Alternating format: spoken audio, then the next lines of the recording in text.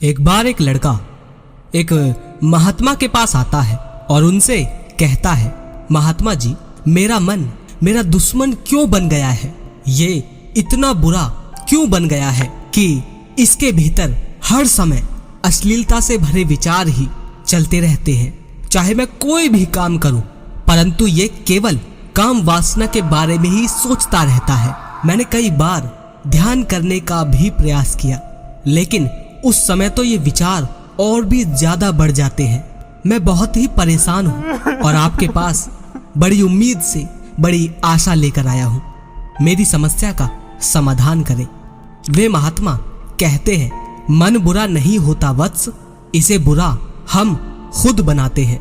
वह लड़का पूछता है, परंतु कैसे महात्मन?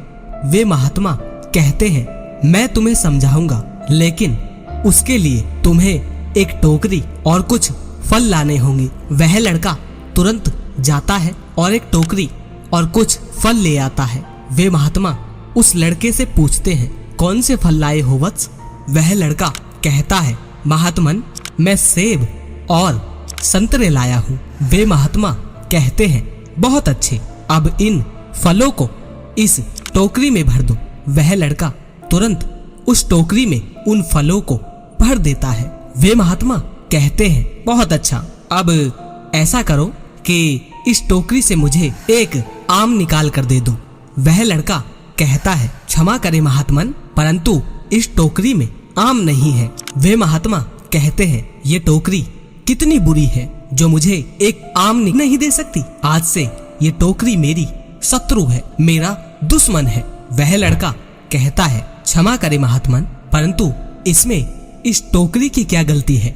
यदि आप मुझसे कह देते तो मैं आम जरूर लाता। मुझे क्षमा करिए, अभी तो मैं आपको आम नहीं दे सकता।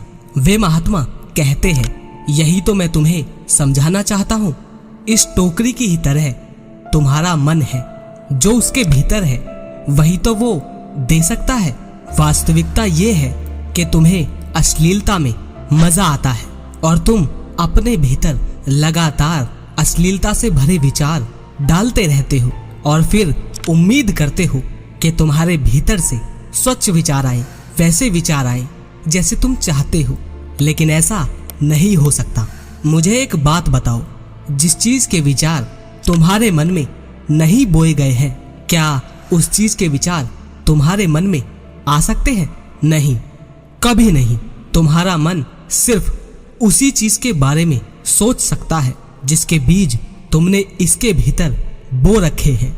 वह लड़का कहता है, सत्य कहा आपने, मुझे काम वासना में आनंद नजर आता है, मजा नजर आता है, पर जब जब मैं इसमें लिप्त होता हूँ तो उसके बाद मुझे पछतावा होता है। इसीलिए मैं इस पीड़ा से मुक्त होना चाहता हूँ। अपनी इस समस्या के समाधान के लिए मैं ध्यान भी करता हूँ, परंतु ध्यान के वक्त भी मुझे काम वासना के विचार आकर घेर लेते हैं और ये विचार उस समय और भी ज्यादा प्रबल होते हैं।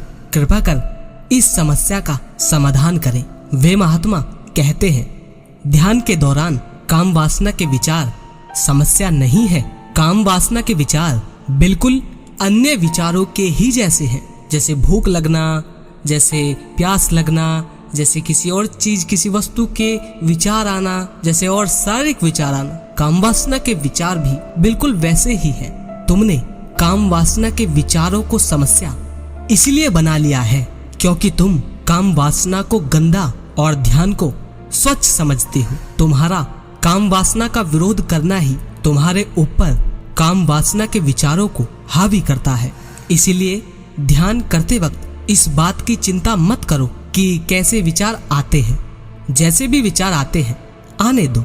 अभी तुम्हारा मन स्वाभाविक रूप से काम वासना में लगता है। अगर तुम प्रयास करोगे, अभ्यास करोगे, तो अपने मन को ध्यान में भी और किसी काम में भी लगा सकते हो। जिसमें तुम चाहो उस चीज में लगा सकते हो।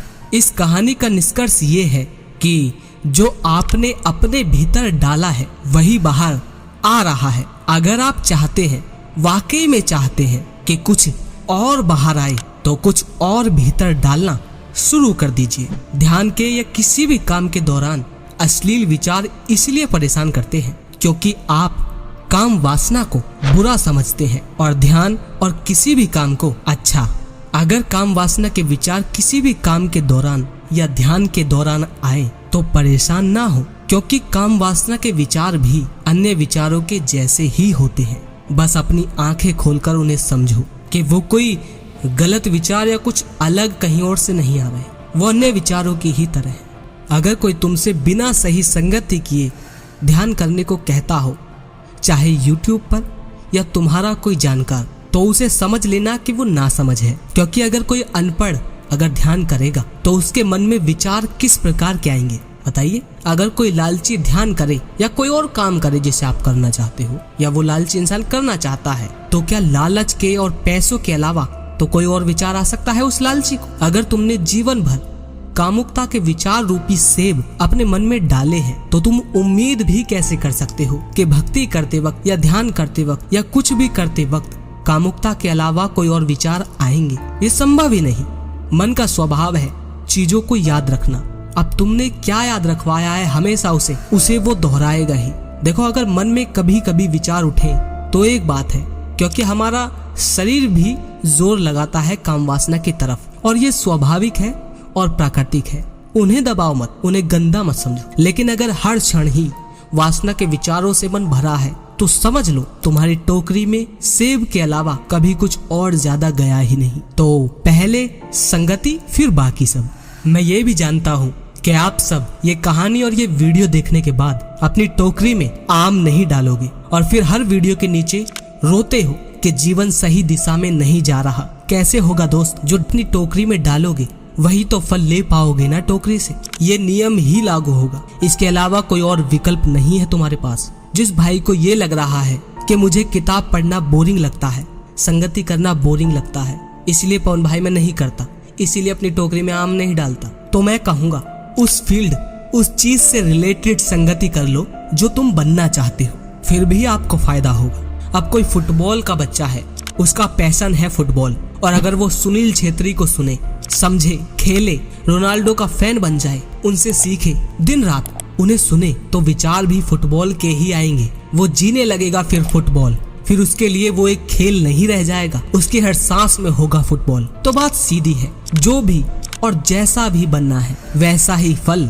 हमें अपनी टोकरी में डालना है। तो वीडियो देखकर ही मत चले जाओ जैसे कि आप हर बार करते हो कि सुन लिया, कि हाँ सुन लिया, ठीक ठाक है, ठीक बात है, सही बात है, मजा आ गया, थैंक यू पवन भाई। मुझे नहीं चाहिए फिर तुम्हारा थैंक यू, मुझे चाहिए कि जीवन सुनते ही बदलना शुरू कर दो। इसके अलावा कोई और विकल्प ही मत दो अपने आप को, तब मुझे मजा आएगा तुम्हारा थैंक यू लेने में।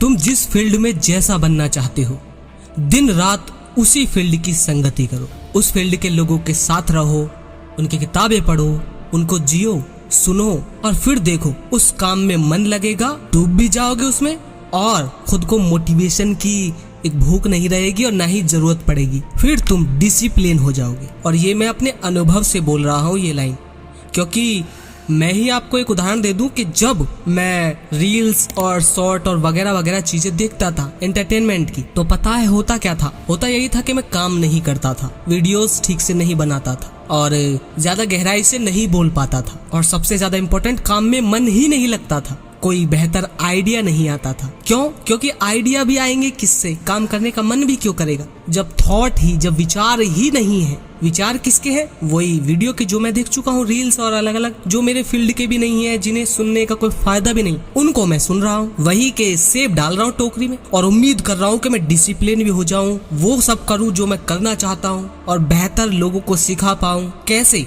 सेब डाल रहा था और आम की उम्मीद कर रहा था। तो ये सब पर लागू करता है, तुम हो चाहे मैं। इसीलिए अपनी टोकरी में आम डालोगे, आम मिलेगा, चाहे मैं हूँ या गौतम बुद्ध या तुम खुद या गली के नुक्कड़ पे रहने वाला कोई यास नशेड़ी, सब पर यही लागू करेगा दोस्त। ऐसा नहीं है कि ये पर्सनल तुम्हारे लिए ही है, नहीं, सब पर। अगर तुम्हारा कोई बिजनेस है, तुम उस पर ध्यान ना देकर, उसके फील्ड वाले लोगों पर ध्यान ना देकर, उसके बारे में ना जानते हुए तुम पार्टियां कर रहे हो और मौज ले रहे हो, तो शुरुआत में मौज तो ले पाओगे, लेकिन धीरे धीरे देखोगे कि वो बिजनेस डूबता जा रहा है, वो काम डूबता जा रहा है, काम में मन नहीं लग रहा, बस पार्टी करने का मन कर रहा है और काम को डिटेल में जान नहीं पा रहे, ना ही कस्टमर को समझ पा रहे हो, कुछ भी नहीं जान पा रहे। क्यों? क्योंकि तुम आम नहीं डाल रहे थे और उम्मीद कर रहे थे कि पार्टी करता रहूं और बिजनेस चलता रहे। अब इससे तुम्हें रिलेट नहीं कर पा रहे होंगे, लेकिन यही है एकमात्र तरीका अपने जीवन को पूरी तरह बदलने का।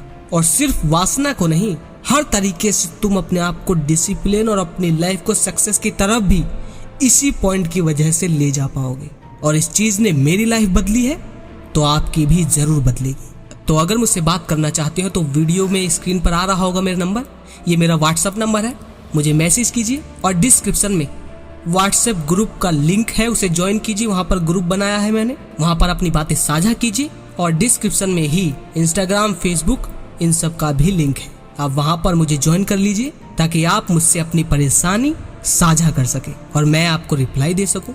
और जिन भाइयों ने मुझसे बात की हुई है वो कमेंट में बताया कीजिए कि पवन भाई हमसे बात करते हैं और हमारी कितनी मदद हुई है और कितनी नहीं। मिलता हूँ किसी और काम की वीडियो के साथ। जय श्री कृष्णा।